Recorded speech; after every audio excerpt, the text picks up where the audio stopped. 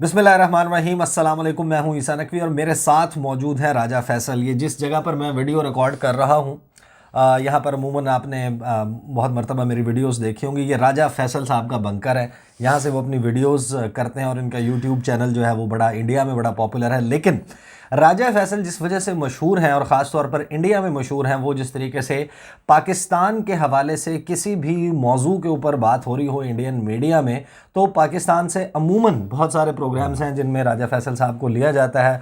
उनके अंग्रेज़ी के प्रोग्राम्स, उर्दू के प्रोग्राम्स, अर्नब गोस्वामी के प्रोग्राम में तो ये तकरीबन महीने में 4-5 मरतबा ज़रूर मौजूद होते हैं। फिर वो सुचरिता हैं और भी वो 3-4 एंकर्स हैं। इनके दोस्त अर्नब गोस्वामी जो हैं वो गिरफ्तार हो गए हैं इंडिया में। एक तो मैं इनसे अफसोस करने आया था, दूसरा इनसे पूछने आया था कि जनाब बताएं कि क्यों गिरफ्तार हुए हैं। और ऑन अ सीरियस नोट मैं आपको बताऊं कि 2 से 3 इंतहाई अहम बातें हमने राजा फैसल से पूछनी है, क्योंकि ये रेगुलरली इंडियन मीडिया पे अपेयर होते हैं पाकिस्तान से मुतल्लिका जो न्यूज़ स्टोरीज़ होती हैं उनके हवाले से। तो सरदार अयाज सादिक और फेडरल मिनिस्टर फवाद चौधरी भी इनके दोस्त हैं। अब उनके जो बयानात हैं उनको जिस तरीके से इंडियन मीडिया ने डिस्कस किया है, और none other than Indian prime minister Narendra Modi ने उसके ऊपर रिएक्ट किया है। किस तरीके से इंडियन मीडिया उन दोनों बयानों को रिपोर्ट कर रहा है उसके हवाले से भी पूछेंगे। लेकिन पहले राजा साहब, आपका माइक बंद किया करते थे अर्नब गोस्वामी, और शो में जनाब बोलने का कभी कभी मौका नहीं देता था। ये क्या हुआ आपके दोस्त के साथ? देखें, पहली बात तो ये कि बहुत बहुत शुक्रिया आप यहाँ हाजिर हुए और इस प्रोग्राम में मुझे चांस दिया। Your programme being in that, it's a privilege and I am honoured. Thanks ever so much for that. और साथ में ये है कि यस, बड़ी गंभीर सूरत हाल है, बड़ी वो जैसे कहते हैं ना नाजुक सूरत हाल है, वो वाली सूरत हाल है। मैं तो बड़ा अफसरदा हूँ कि वो कहते हैं कि बेशक वो दुश्मन ही था, लेकिन ये है कि वो एक आमना सामना तो होता था ना। तो चलें, दलेर दुश्मनी कह लें उसको। क्या है कि मेरा जो दोस्त इन्होंने जिस तरीके से पकड़ा, वो फुटेज देख के दिल खून के आंसू रोया।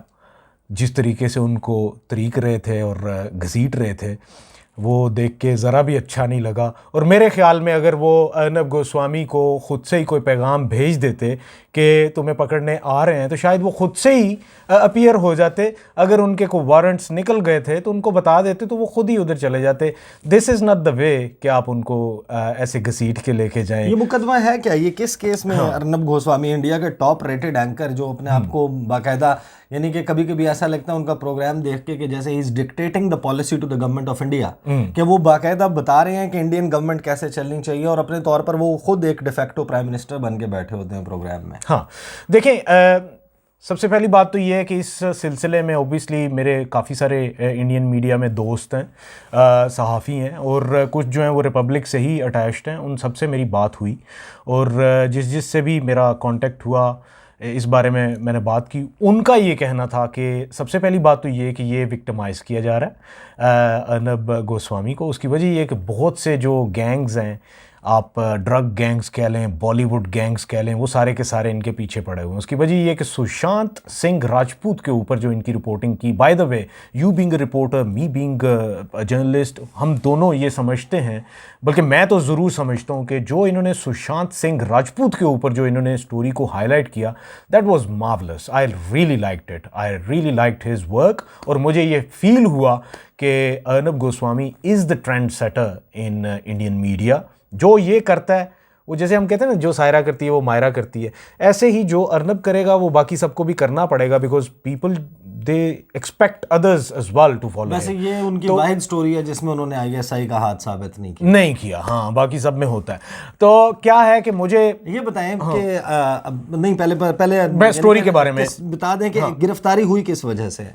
गिरफ्तारी इस वजह से हुई है, एक सुसाइड हुई थी। दो लोगों ने सुसाइड की थी। एक माँ थी और एक उसका बेटा था। दोनों एक कंपनी रन करते थे। इसी हवाले से मैंने जब अपने सोर्सेज से, अपने जर्नलिस्ट जो दोस्त हैं उनसे रब्ता किया, उन्होंने मुझे फिर एक सुसाइड नोट भी भेजा जो कि उस बंदे की तरफ से लिखा गया था। उसकी हैंड रिटन वो नोट है, वो मुझे व्हाट्सएप किया गया 2018 का। हाँ, 2018 का। और वो मैं वहाँ से, क्योंकि इट्स ऑल अबाउट फैक्ट्स, तो उसके ऊपर ये है कि मैं वहीं से ही आपको पढ़ के सुनाता हूँ, सीधा सीधा बातें पढ़ूंगा क्योंकि लंबा एक नोट था। असल में मैं आपको बताता हूँ कि ये जो केस अभी सामने आ रहा है कि अर्नब गोस्वामी को जिस वजह से गिरफ्तार किया गया है कि अर्नब गोस्वामी और 2 मजीद लोग थे जिन्होंने इस माँ बेटे के बहुत सारे पैसे देने थे और वो पैसे नहीं मिल रहे थे, उसके जवाब में इनको बुली किया जा रहा था और इनके यानी कि करोड़ों रुपए फंस गए थे और बहुत सारे जो क्रेडिटर्स हैं जिनसे उन्होंने उधार लेके इनके स्टूडियोज बनाए थे या मुख्तलिफ उन्होंने काम किए थे एज अ वेंडर,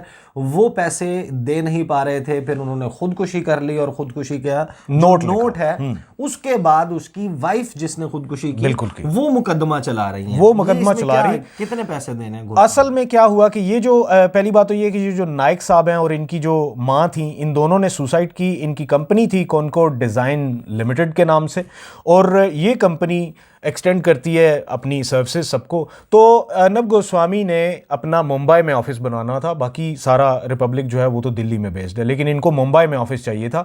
तो उस ऑफिस के बनवाने के लिए इन्होंने इनसे रब्ता किया और इस रब्ता करने के बाद इन्होंने क्या किया कि वहाँ पे उन्होंने काम तो किया सारा और इनके 85 लाख रुपया बनते थे, जो 83 लाख रुपया बनते थे, जो कि नहीं दिया गया इंडियन रुपीस में।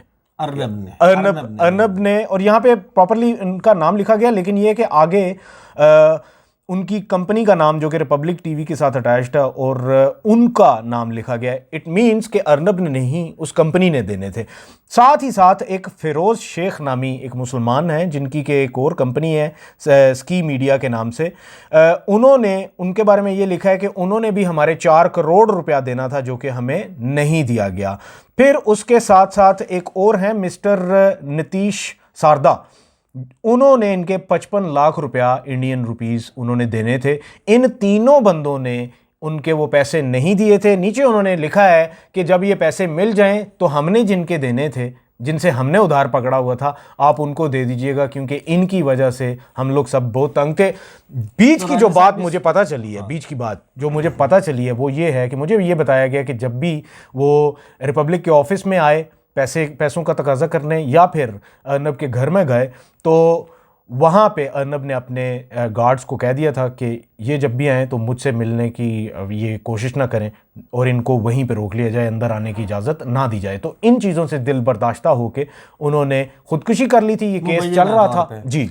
अच्छा, अब ये जो है जाहिर है कि ये केस है, आपके दोस्त पता नहीं कब बाहर आते हैं कब नहीं आते, लेकिन वैसे मैं आपको बता दूं कि क्या चांसेस हैं वो इसमें भी आईएसआई का हाथ ढूंढ लेंगे कि नहीं। वैसे मैं आपको बताऊं कि अर्नब गोस्वामी का अगर आप प्रोग्राम देखें तो इंडिया में कुछ हो जाए, कश्मीर में कुछ हो जाए, पाकिस्तान में कुछ हो जाए, अफगानिस्तान में कुछ हो जाए, दुनिया में कुछ हो जाए, अगर हवा भी तेज़ चल रही है तो वो आईएसआई चला रही है, हवा बारिश नहीं हो रही बहुत अरसे से तो उसकी वजह भी आईएसआई है, तो इसमें भी ढूंढ लेंगे वो कि नहीं ढूंढ। मुझे लगता है कि ये जो फिरोज शेख साहब का नाम आ गया ना, तो ये कहीं ना कहीं से प्लांट कर लेंगे। ये कहेंगे कि ये जो फिरोज शेख है इसके जो संबंध हैं आईएसआई से वो कहीं ना कहीं से वो ढूंढ लेंगे। अच्छा। तो ये मुझे लग रहा है कि ये होगा। अच्छा राजा साहब, चले ऑन अ सीरियस नोट, आप बहुत ज़्यादा अपेयर होते हैं इंडियन मीडिया पे।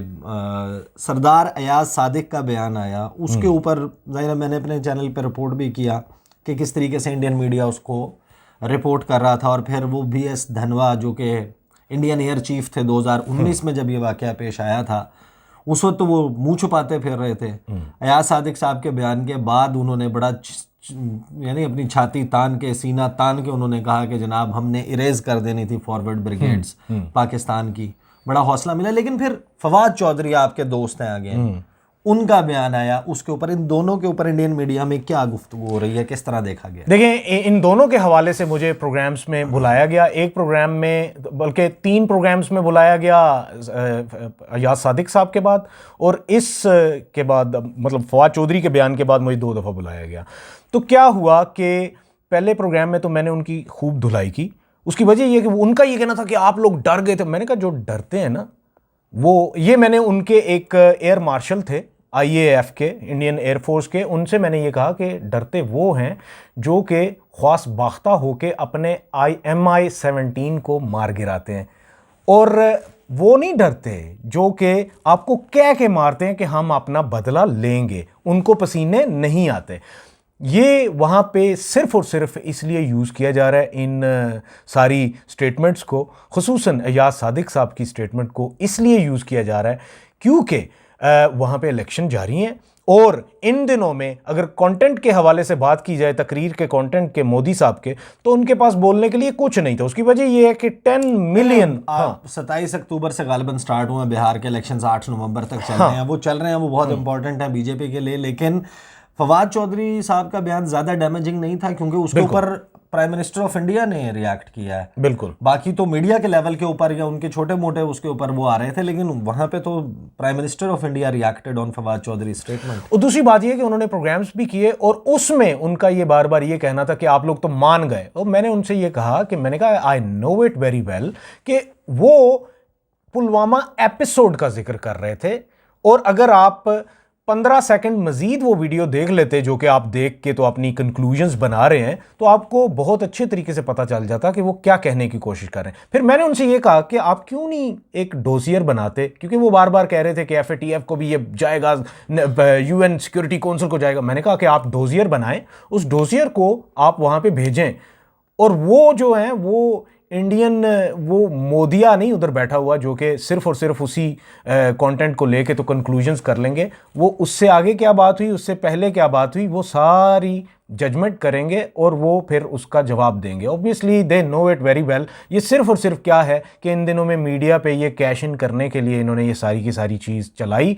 मेरे ख्याल में अगर इनको कोई समझदार बंदा, जो कि बहुत ही कम है इंडिया में, अगर कोई समझदार बंदा हुआ तो वो इनको कहेगा कि अपनी बेइज्जती करवाने वाली बात है। अगर आप इस चीज़ को मज़ीद उछाल के और यूरोपियंस को दिखाएंगे, वो आप पे हंसेंगे। बहुत बहुत शुक्रिया राजा साहब। अब सिचुएशन ये है कि भारत का जो स्टार एंकर है अर्नब गोस्वामी, वो लॉकअप में मौजूद है। अलीबाग स्टेशन जो है मेरा ख्याल है लेके गए हैं, और उनको जो है वो गिरफ्तार कर लिया गया है। अब वो जब तक बाहर नहीं आते, राजा फैसल साहब जो है वो उनके प्रोग्राम में तो नहीं होंगे। मैं कोशिश करूंगा कि इनके साथ एक आधी वीडियो इस दौरान, क्योंकि वरना इनकी मसरूफियत चलती रहती है इंडियन मीडिया के ऊपर। इस हवाले से जो है वो मैंने कहा कि राजा फैसल साहब के साथ गुफ्तगू कर लें, और साथ ही ये कि यार और मैं एक चीज़ ऐड करना चाहता हूँ। मैं इसी प्रोग्राम के तवस्सुत से, मेरी ये दुआ है कि वो जल्दी से बाहर आएँ, मेरी प्रार्थना है बल्कि वो जल्दी से बाहर आएँ, क्योंकि मुझे बड़ा मज़ा आता है। क्योंकि उनके जो नैरेटिव्स होते हैं वो अमूमन ये समझते हैं कि डर गए पाकिस्तानी, भाग गए, ये हो गया वो हो गया। ऐसा मामला नहीं है। हमें भी मज़ा नहीं आता उस वक्त तक कि जिस वक्त तक दुश्मन स्ट्रांग ना हो। Arnab Goswami is a very strong man when it comes to media, लेकिन हमें मज़ा आता है। ये छोटे मोटे में हमें ना बुलाया करें। अर्नब गोस्वामी, बहुत बहुत शुक्रिया राजा फैसल। अगली वीडियो में आपके साथ मुलाकात होगी। मुझे इजाज़त दीजिए। अल्लाह हाफ़िज़।